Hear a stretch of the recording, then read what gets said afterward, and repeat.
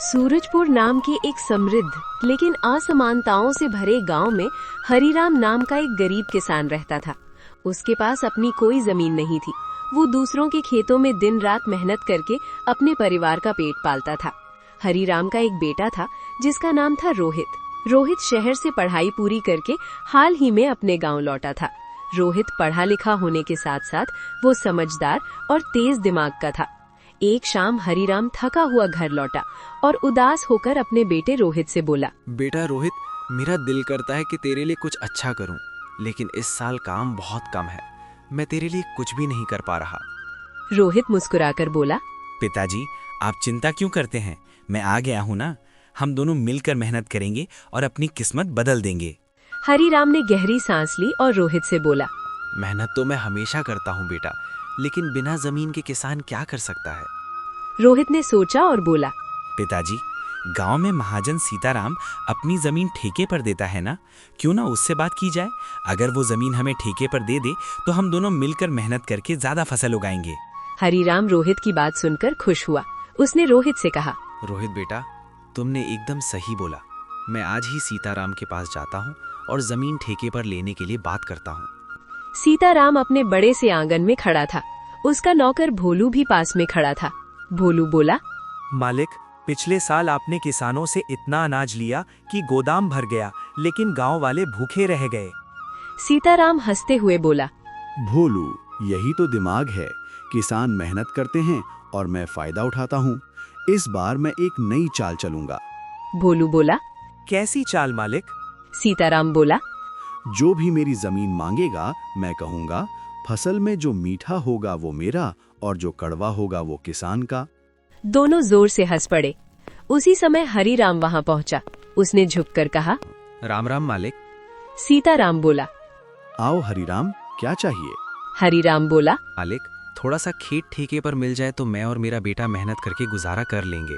सीताराम बोला, जमीन तो मिल जाएगी हरिराम, लेकिन मेरी एक शर्त है। जो मीठा उगेगा वो मेरा और जो कड़वा होगा वो तुम्हारा। हरिराम ने बिना सोचे समझे हामी भर दी। उसने सीताराम से कहा, ठीक है मालिक, मुझे मंजूर है। घर आकर हरिराम ने सारी बात अपने बेटे को बताई। रोहित तुरंत समझ गया। रोहित ने हरिराम से कहा, पिताजी, सीताराम बहुत चालाक है।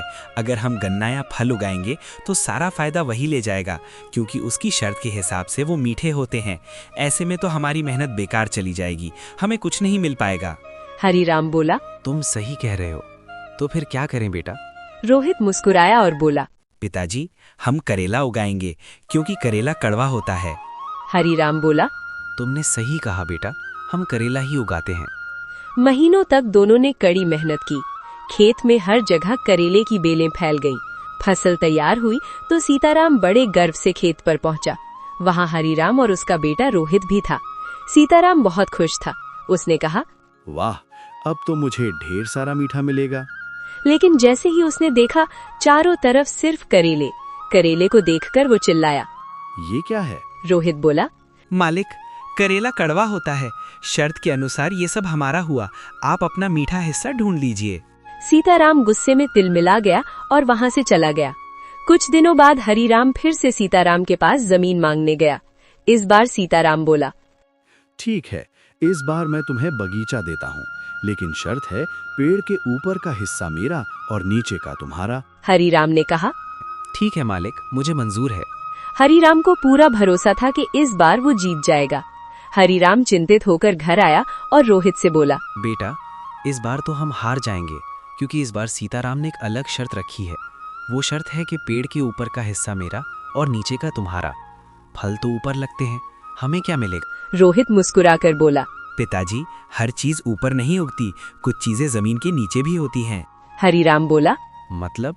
रोहित बोला, मतलब ये कि हम प्याज और मूंगफली उगाएंगे। इस बार रोहित ने नई तकनीक अपनाई। ऊपर हरी भरी पत्तियां और बेलें फैली हुई थीं, जिससे लगता था कि बहुत बड़ा बगीचा है। गांव वाले हैरान थे और फसल अब तैयार हो चुकी थी। कुछ समय बाद सीताराम और उसका नौकर भोलू आया और बोला, चलो शर्त पूरी करें।